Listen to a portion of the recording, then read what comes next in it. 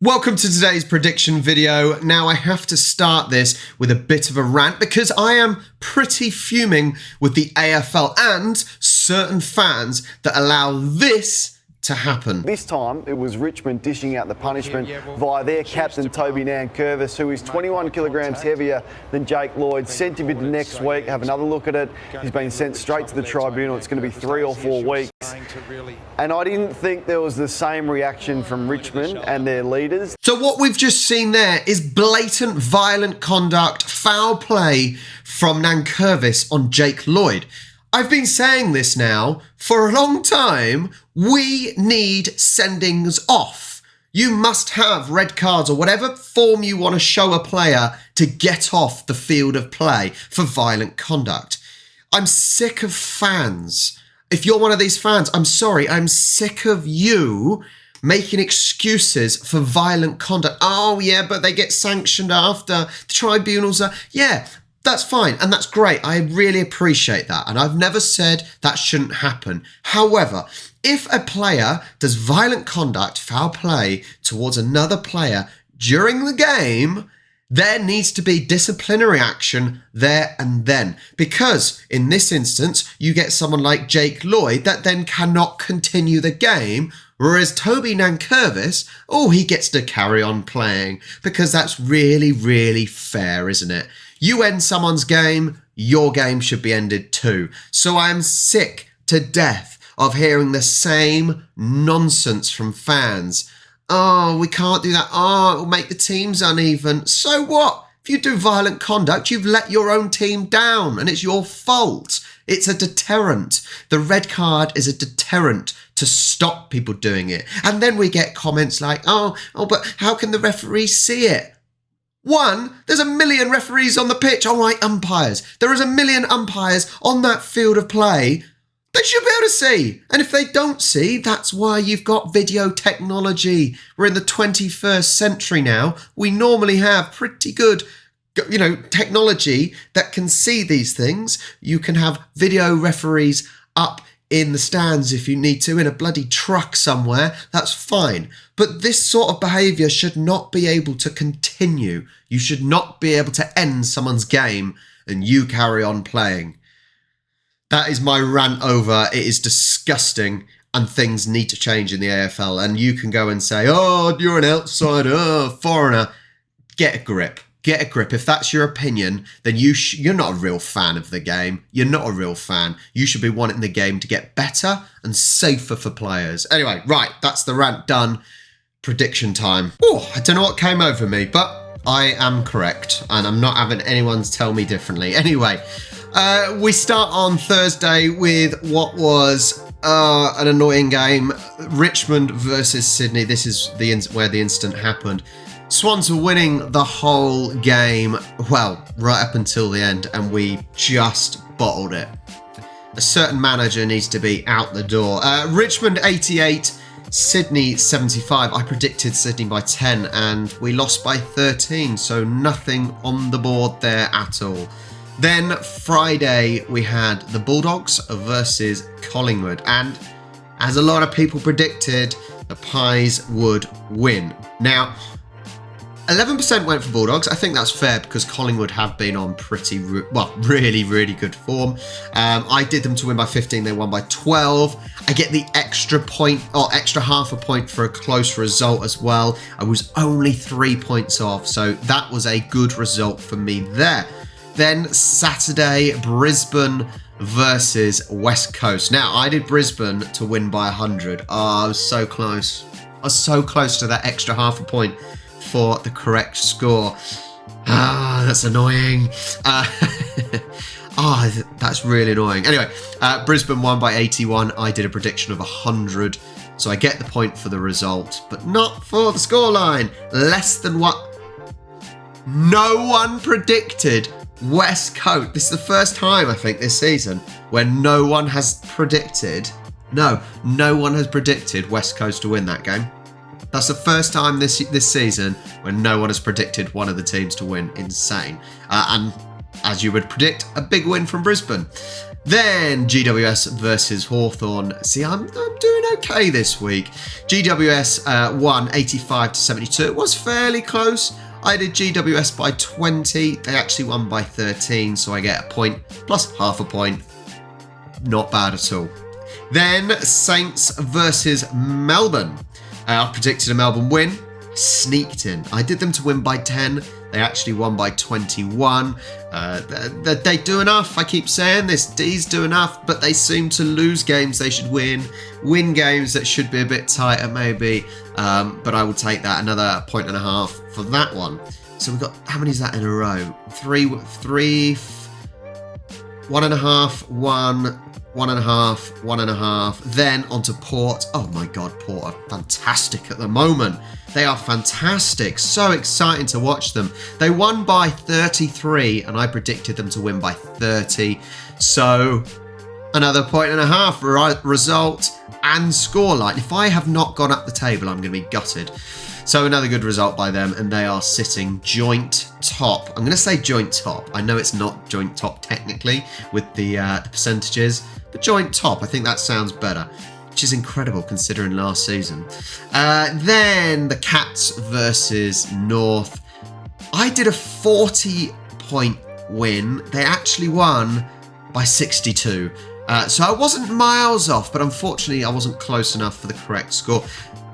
See, this time only one person went for North this time, so not quite as bad as West Coast, but those two teams just cannot buy a win at the moment, can they?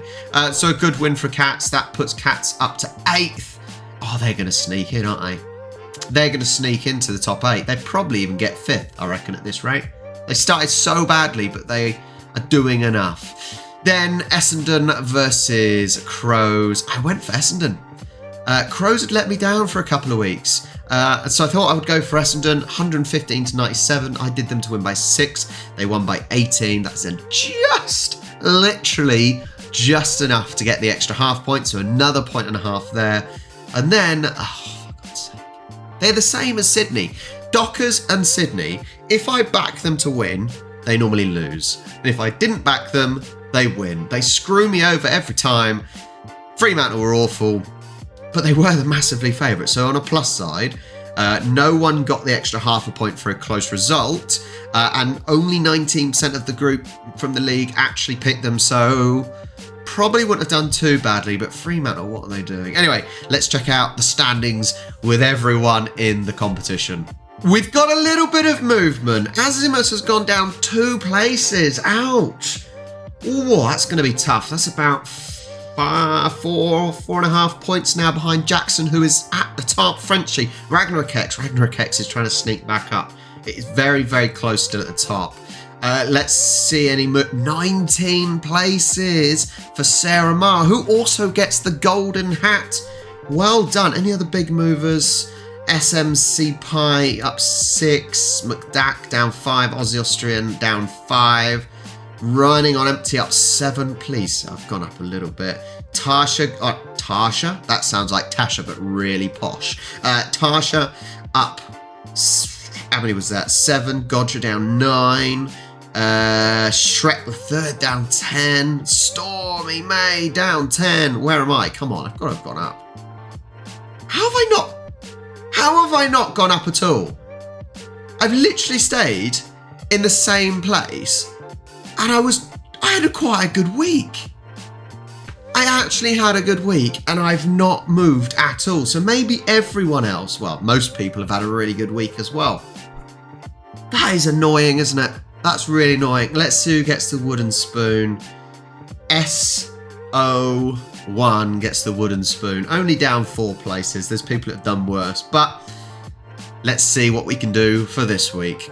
Thursday, the 13th of July, Metricon Stadium, or Gold Coast versus Saints. This is a really difficult one, actually. I would say this is a really difficult one to pick. Both teams have pretty much the same form. Saints are hanging on in there. They really are hanging on in there, but I don't think Saints are going to stay in the top 8. I really don't, and they started so well. I don't think they're going to hold on. You've got Geelong that are on their tails now.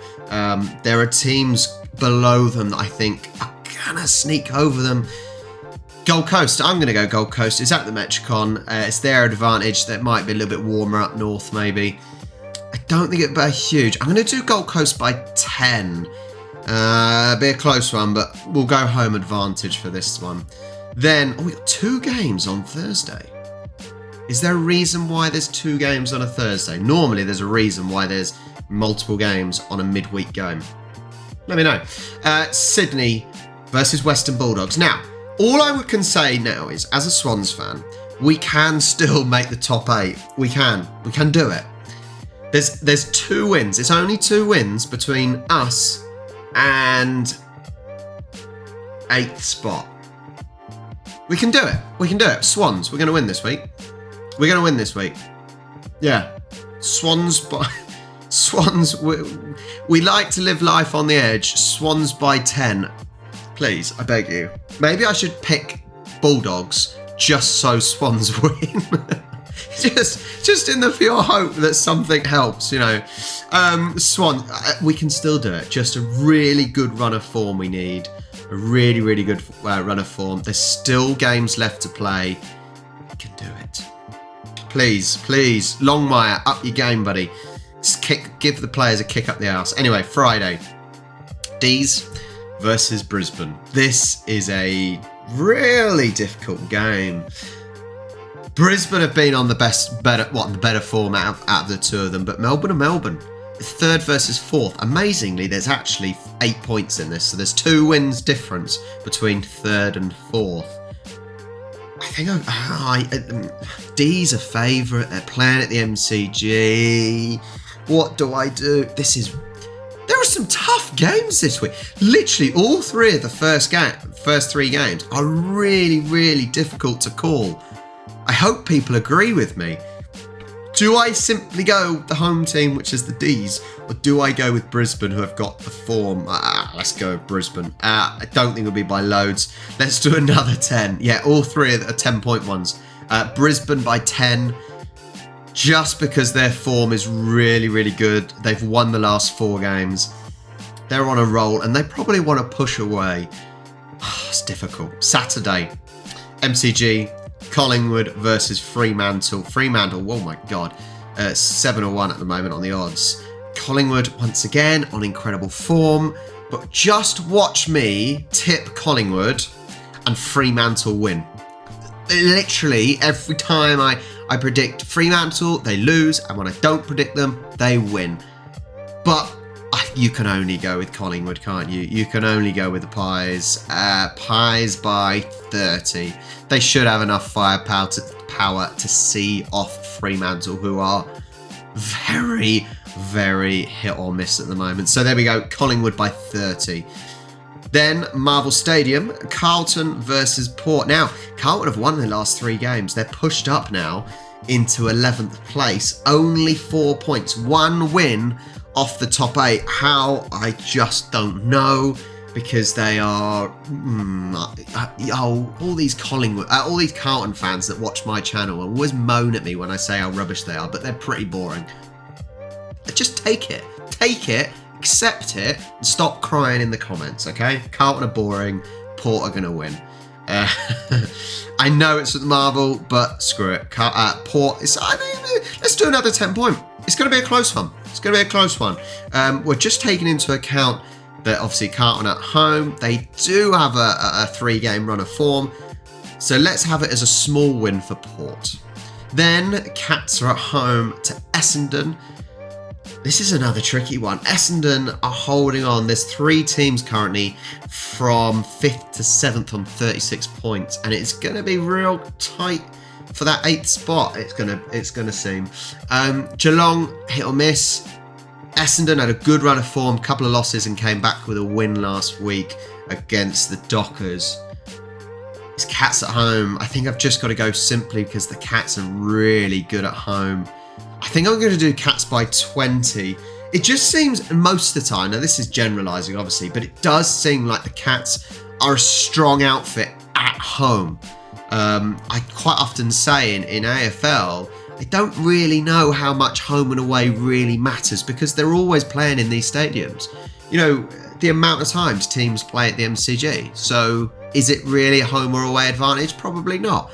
But it does seem like at the GM HBA Stadium, it is a bit of a fortress for the Cats. So we're going with them. Adelaide Crows versus GWS. Now, GWS are another team.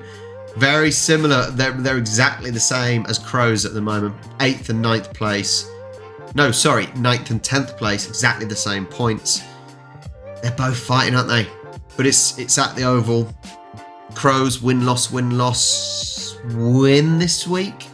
Yeah, screw it. Let's go Crows. I've just got to think sensible. I just want to get up the table now.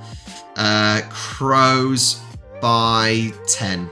Another 10 point. I think a lot of these games are very close games at the moment, and very close games. Hard to predict in this week, it seems. Last week it was fairly easy to predict, bar Sydney and Fremantle. Crows by 10, and I think they're low scores. I think it's going to be a low, not a low scoring week, but a low goal difference week. Then Sunday, North versus Hawthorn. Are North going to get a win? Do I do it? Do I? Yeah, let's do it. Let's do it. North by 20. North by 20. North are going to win this.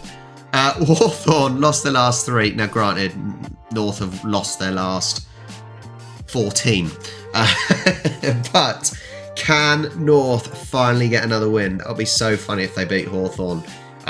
It's at Marvel. I don't think that's any real home advantage for either team. Hawthorn are favourites, but North are plucky. That's what I like about them. They're plucky. So I'm going with North. And then Optus, West Coast versus Richmond. Surely West Coast aren't going to win this. This is not like the previous game, because at least Richmond, I know they're in 12th, but they are still much better than Hawthorn, right? With the players that Richmond have got to win, even if they're away from home. I'm going to do Richmond by 40. There you go, my biggest score of the week. And so we have it. Gold Coast by 10, Sydney by 10, Brisbane by 10, Collingwood by 30, Port by 10, Cats by 20, Crows by 10, North, I don't even support North, but I just like the underdog. North by 20 and Richmond by 40. I would say I apologise for the rant at the start, but I'm not sorry, because this needs to be addressed. It really, really does. If you want to moan about it in the comments, feel free, but I know you're wrong. Screw it. Thanks for watching once again. I've loved doing this series of tipping throughout the season. More to come. Come on, Sydney.